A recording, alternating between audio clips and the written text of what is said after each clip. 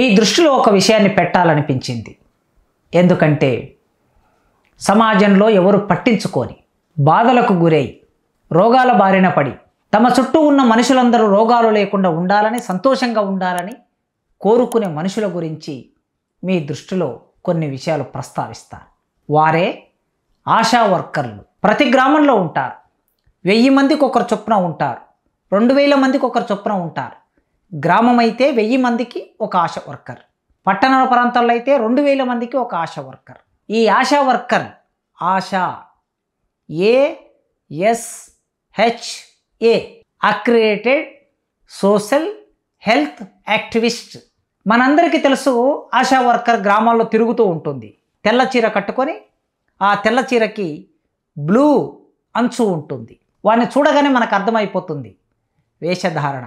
సాధారణంగా ఒక్కొక్కరికి ఒక వేషధారణ ఉంటుంది. పోస్ట్ మ్యాన్కి ఒకటి, పోలీస్కి ఒకటి, టీచర్కి ఒకటి, ఆశా వర్కర్కి ఒకటి, డాక్టర్కి ఒకటి, నర్సుకు ఒకటి, ఇలా మనుషుల్ని గుర్తుపట్టడం కోసం ఊరిలో ఇంటింటికి తిరిగేవాళ్ళు. ఒక దృశ్యాన్ని మీ ముందు ఉంచుతాను. గ్రామంలో ఎవరైనా గర్భం దాల్చితే వారు గర్భం దాల్చారని తెలిసినప్పటి నుంచి డెలివరీ అయి ఆ బిడ్డకి పాలిచ్చి ఆ బిడ్డకి ఇంజెక్షన్లు, వివిధ సందర్భాల్లో టీకాలు ఇస్తుంటారు కదా, ఆ టీకాలు పరిపూర్తి అయ్యే వరకు కంటికి రెప్పలా కాపాడుకుంటారు. గర్భంతో ఉన్న ఆ స్త్రీ పురిటి నొప్పులు వస్తాయనగానే వారిని తీసుకొని హాస్పిటల్కి వెళ్తారు. ప్రభుత్వ ఆసుపత్రికి వెళ్తారు. ప్రభుత్వ ఆసుపత్రికి వెళ్ళి వారిని చేర్పించి, ఆ గర్భిణీ స్త్రీని చేర్పించి 3 రోజుల వరకు ఎదురు చూస్తారు సహజ ప్రసవం చేయడానికి. ప్రైవేటు ఆసుపత్రుల్లోకి అయితే వెళ్ళగానే కత్తెర తీసుకొని కత్తిరించి బిడ్డని కడుపులోంచి బయటికి తీస్తారు. కానీ ప్రభుత్వ ఆసుపత్రిలో ఆశా వర్కర్ బాధ్యత ఏమిటంటే హాస్పిటల్లో చేర్పించిన ఆ గర్భిణికి నొప్పులు వచ్చే వరకు ఆమె చుట్టూ ఎదురు చూస్తూ ఉండటం. హాస్పిటల్కు వెళ్ళాక కూర్చుందామంటే కూర్చుండదు, నిలబడదామంటే స్థలం ఉండదు, తాగడానికి నీళ్ళుండవు, తినడానికి తిండి ఉండదు, నిద్ర వస్తే పడుకోవడానికి అవకాశం లేదు. ఇన్ని సమస్యలు అనుభవిస్తూ, ఇన్ని బాధలు అనుభవిస్తూ వారెవరి కోసం పనిచేస్తారో తెలుసా? తమ ఇంటిలో బంధువుల కోసం కాదు, తమ పిల్లల కోసం కాదు, తమ అక్క కోసమో చెల్లి కోసం కాదు, ఆ ఊరిలో ఉన్న ప్రజల కోసం. వారెవరైనా కావచ్చు, ఏ కులం వారైనా కావచ్చు, ఏ మతం వారైనా కావచ్చు, వారు గర్భిణీ స్త్రీ అయితే చాలు కంటికి రెప్పలా కాపాడుకునేవారు ఆశా వర్కర్లు. వీరి జీవితం ఎలా ఉంటుంది చూడండి. వారికి ఒక కుటుంబం ఉంటుంది, భర్త, పిల్లలు ఉంటారు. 3 రోజుల వరకు ఆమెకు సహజ ప్రసవం అయ్యే వరకు ఎదురు చూస్తూ అక్కడనే ఉంటారు కదా. మరి ఇంటి దగ్గర పిల్లల్ని ఎవరు చూసుకోవాలి, భర్తను ఎవరు చూసుకోవాలి? ఈ పరిస్థితిని ఎదుర్కొంటూ పనిచేస్తూ ఉన్నారు. సమాజానికి వారి పట్ల సానుభూతి పక్కన పెడదాం, కనీసం వారి బాధని అర్థం చేసుకునే మనసైనా ఉందా? ఉండాలి కదా. మనుషులైన ప్రతి ఒక్కరికి అర్థం చేసుకునే హృదయం ఉండాలి కదా. ఆ హృదయంతో ఆలోచిద్దాం. తెలంగాణ రాష్ట్రంలో 27,000 మంది ఆశా వర్కర్లు ఉన్నారట. 27,000 మంది అంటే ఇదేం తక్కువ కాదు. 12,000 గ్రామ పంచాయతీలు ఉంటే ఒక్కొక్క గ్రామ పంచాయతీలో 2 చొప్పున వేసుకున్న సరాసరి 27,000 మంది. మరి వీరి 1995 కాలంలో ఆ రోజుల్లోనే కమ్యూనిటీ హెల్త్ వర్కర్స్ అనే ఒక స్కీమ్ వచ్చి, ఆ తర్వాత 2005లో ఆశా వర్కర్స్ అనే స్కీమ్ ప్రారంభమై, ఆ కమ్యూనిటీ హెల్త్ వర్కర్స్ను 2005లో ఆశా వర్కర్స్లో భాగం చేసి గ్రామంలో ఏం పని చేస్తూ ఉంటారు వీళ్ళు? ఇంటింటి సర్వే, రోగ నిర్ధారణ కోసం ఇంటింటి సర్వే. ఆ ఇంటిలో ఎవరికైనా జలుబు వచ్చిందా, జ్వరం వచ్చిందా, ఆ ఇంటి చుట్టూ నీళ్లు నిల్వ ఉన్నాయా, నిల్వ ఉన్న నీళ్ళలో దోమలున్నాయా, ఒకవేళ దోమలుంటే బ్లీచింగ్ పౌడర్ వేయటమా, ఇంట్లో ఎవరైనా గర్భం దాల్చారా, ఎవరికైనా టీబీ ఉందా, ఇంకేదైనా దీర్ఘకాలిక వ్యాధులతో బాధపడుతున్నారా, ఆ ఇంటికి సంబంధించిన ప్రతి సమస్యని, ఆరోగ్యపరమైన ప్రతి సమస్యని, పరిశుభ్రమైన ప్రతి సమస్యని అర్థం చేసుకొని పరిష్కరించడానికి ప్రయత్నం చేసేవారు ఆశా వర్కర్లు. ముసలి తల్లిదండ్రులు ఇండ్ల దగ్గర ఉంటారు, పిల్లలు వలసపోతారు బతుకు తెరువు కోసం. కన్న తల్లిదండ్రులను వదిలేసి ఎక్కడో హైదరాబాదో, బాంబేనో, ఢిల్లీయో ఎక్కడైనా సరే బతుకు తెరువు కోసం పోతారు. పోయినప్పుడు ఇంటి దగ్గర ఉన్న ముసలి తల్లిదండ్రులను చూసుకునే వాళ్ళు ఎవరు? వారికి జ్వరం వచ్చినా, దగ్గొచ్చినా, జలుబు వచ్చినా ఎవరు చూసుకోవాలి? ఆశా వర్కర్లే చూసుకోవాలి. కమ్యూనిటీ హెల్త్ సెంటర్కి వెళ్ళాలి, ట్యాబ్లెట్లు తీసుకురావాలి, వీళ్ళకి ఇవ్వాలి. జ్వరం వస్తే తీసుకెళ్ళాలి, ఇంజెక్షన్ ఇప్పించాలి, ఎక్స్రే తీయించాలి, బ్లడ్ టెస్ట్ చేయించాలి, యూరిన్ టెస్ట్ చేయించాలి, మళ్ళీ ఇంటికి తీసుకురావాలి. ఇన్ని పనులు చేస్తూ ఉంటారు. మరి ఈ పనులన్నీ చేసేటటువంటి వీళ్ళకి ఇళ్లలో ప్రభుత్వ ఆసుపత్రిలో చేర్పించి తప్పనిసరిగా ప్రభుత్వ ఆసుపత్రులను ప్రజల్లో నమ్మకం కలిగించడం కోసం ఇన్ని ప్రయత్నాలు చేస్తూ ఉంటారు. ఈ ప్రయత్నాలన్నీ చేస్తూ ఉంటే వీరికి వచ్చే జీతం ఎంత జీతం వస్తుంది చూడండి.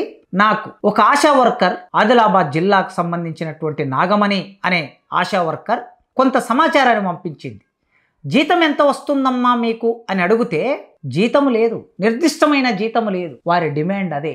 వారం రోజుల కిందట తెలంగాణ ప్రభుత్వాన్ని ప్రశ్నిస్తూ హైదరాబాదులో ధర్నా చేశారు. ఎందుకు ధర్నా చేశారంటే, మేము ఇంత కష్టం చేస్తే మాకింత జీతం లేదు, నిర్దిష్టమైన జీతం లేదు. ఎవరికైనా సరే పని చేస్తే నెలకి 10,000 వస్తాయో, 15,000, 7,000, 6,000 ఇంత జీతం వస్తుంది. చివరికి బట్టల షాపులో పనిచేసిన, కిరాణం కొట్టులో పనిచేసిన, మెడికల్ షాప్లో పనిచేసిన ఇంత జీతం వస్తుంది. కానీ వీరికి నిర్దిష్టమైన జీతం లేదు. ఆ నిర్దిష్టమైన జీతం కోసం వాళ్ళ పోరాటం. పని చేస్తున్న క్రమంలో, సేవ చేస్తున్న క్రమంలో అనేక రోగాల బారిన పడతారు. సరైన సౌకర్యాలు ఉండవు. వారందరికీ, ఆ రోగులందరికీ సంబంధించి 1-2 గ్రామాలకు సంబంధించి ఒక సెంటర్ను, సబ్ సెంటర్ను ఏర్పాటు చేస్తే ఆ సబ్ సెంటర్కు వెళ్ళి వాళ్ళు పనిచేయాలి. అక్కడికి వెళ్తే తాగడానికి నీళ్లుండవు, వాష్రూమ్ సరిగ్గా ఉండదు, విశ్రాంతి తీసుకునే పరిస్థితి ఉండదు. నిరంతరం 108 ఏ విధంగా ఫోన్ చేయగానే పరిగెత్తుకుంటూ వెళ్తుందో గ్రామాల్లో ఆశా వర్కర్ అట్లా పరిగెత్తుకుంటూ వెళ్ళాలి. గర్భిణికి సమస్య వచ్చినా, ముసలి వాళ్ళకు సమస్య వచ్చినా, ఏదైనా రోగం వచ్చినా, నొప్పులు వచ్చినా పిలిస్తే పలికేవారు ఆశా వర్కర్లు.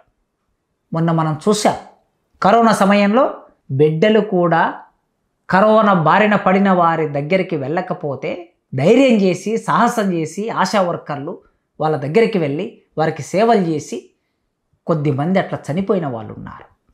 రోగులకు సేవ చేస్తున్నప్పుడు సరైన రక్షణ కవచం లేకపోవటం మూలంగా ఆ రోగం బారిన పడి చనిపోయినటువంటి ఆశా వర్కర్లు ఉన్నారు. మరి ఇంత పని చేస్తే వాళ్ళ జీతం చూడండి ఎలా ఇస్తారట.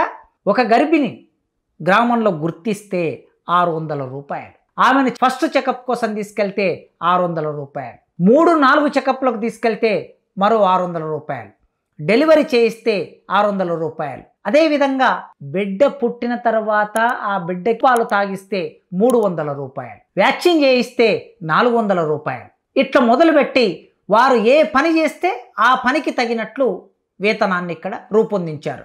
ఒక పనికి 300, మరో పనికి 500, మరో పనికి 400, ఇంకో పనికి 150 రూపాయలు. ఇట్లా మొదలుపెట్టారు.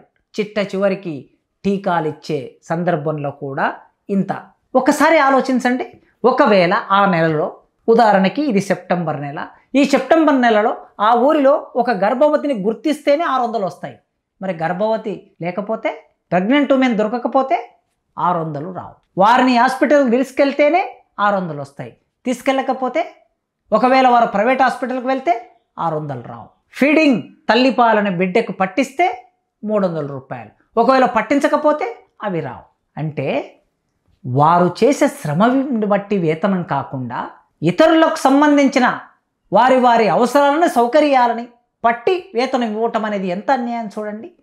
ఇప్పుడు 9,900 అన్ని సక్రమంగా జరిగితే 9,900 వేతనం మాత్రమే వారికి అందుతుంది. అందుకే వారు గొంతెత్తుతున్నారు. కేంద్ర రాష్ట్ర ప్రభుత్వాల భాగస్వామ్యంతో నడుస్తున్న ఈ ఆశా వర్కర్ల వ్యవస్థ గౌరవప్రదమైన జీతాన్ని కోరుకోవటం పౌరులుగా వాళ్ళ హక్కు. అట్టడుగున ఉండే స్త్రీలు ఎవరున్నారు? ఉద్యోగులు. గ్రామాల్లో ఈ పనులు చేసేవాళ్ళు ఎవరుంటారు? చాలా సహజంగా ఎస్సీలు ఉంటారు, ఎస్టీలు ఉంటారు, కొద్దిమంది బీసీలు ఉంటారు. బీసీల్లో కూడా చాకలి మంగలి కులాలు ఉంటారు. పెద్ద పెద్ద కులాలలో ఇందులో చాలా తక్కువ. అంటే అట్టడుగున ఉండేవారు స్త్రీలు. మళ్ళా ఆ అట్టడుగు ఉండే స్త్రీలు ఎవరు? అట్టడుగు కులాల నుంచి ఉన్న స్త్రీలు మాత్రమే ఈ పనులు చేస్తూ ఉంటారు. అందుకే సమాజం బాధ్యత పట్టించుకోవాల్సిన అవసరం ఉన్నది. కేంద్ర రాష్ట్ర ప్రభుత్వాల మీద ఒత్తిడి చేసి పౌర సమాజం తన గొంతు వినిపించి మనమందరం పట్టించుకోవాల్సిన మనుషులు. మన చుట్టే తిరుగుతూ అనేక రకాల సేవలు అందిస్తున్న వారికి గౌరవప్రదంగా సమాజంలో వేతన స్థిరీకరణ అనేవి ఉండాలి. అంతేకాదు వారిని 5వ తరగతి చదివిన వాళ్ళు, 7వ తరగతి చదివిన వాళ్ళు, 10వ తరగతి చదివిన వాళ్ళు, ఇంటర్మీడియట్ చదివిన వాళ్ళు ఆ ఉద్యోగంలోకి వచ్చినప్పుడు ఆ ఉద్యోగాన్ని ఆ అర్హతను బట్టి వారి వేతనం ఉండాలి, లేదా వారు పనిచేస్తున్న పనిని బట్టి ఒక రకంగా వాళ్ళను పర్మనెంట్ చేయటం మూలంగా గౌరవప్రదమైన జీతం రావటం మూలంగా ఇంకా ఎక్కువగా సమాజానికి సేవ చేసే అవకాశం ఉంటుంది. ఒక్కొక్క సందర్భంలో వారు వేతనం కోసం కూడా పై అధికారుల మీద ఆధారపడవలసి వస్తుంది బతుకు తెరువు కోసం.